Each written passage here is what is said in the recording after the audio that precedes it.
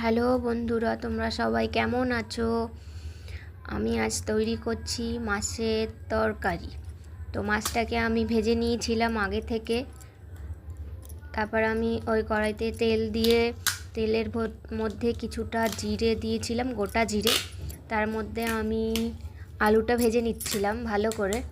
তো তোমরা দেখতেই পাচ্ছ আলুটা ভাজছিলাম।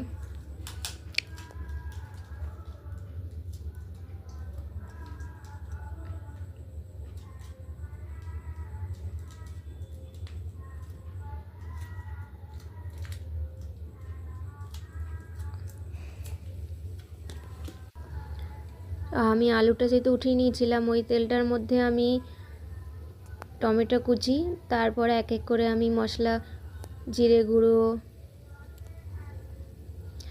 ধনে গুঁড়ো,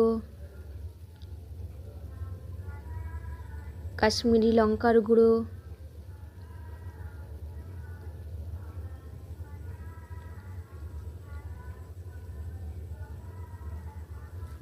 আর নুন হলুদ দিয়ে ভালো করে কষিয়ে নেব।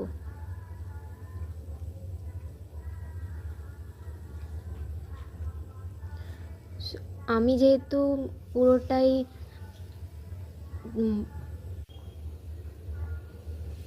একটু জল দিয়ে কষিয়ে নিচ্ছিলাম, তো তোমরা দেখতেই পাচ্ছ আমি কিভাবে কষাচ্ছি মশলাটা।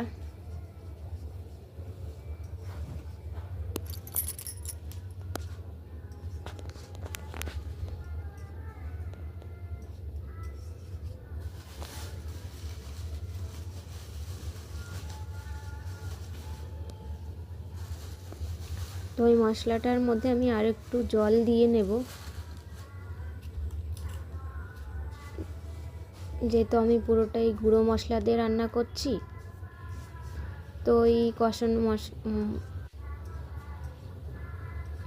কষানো মশলাটার মধ্যে আমি ভেজে রাখা আলুটা দিয়ে দিলাম।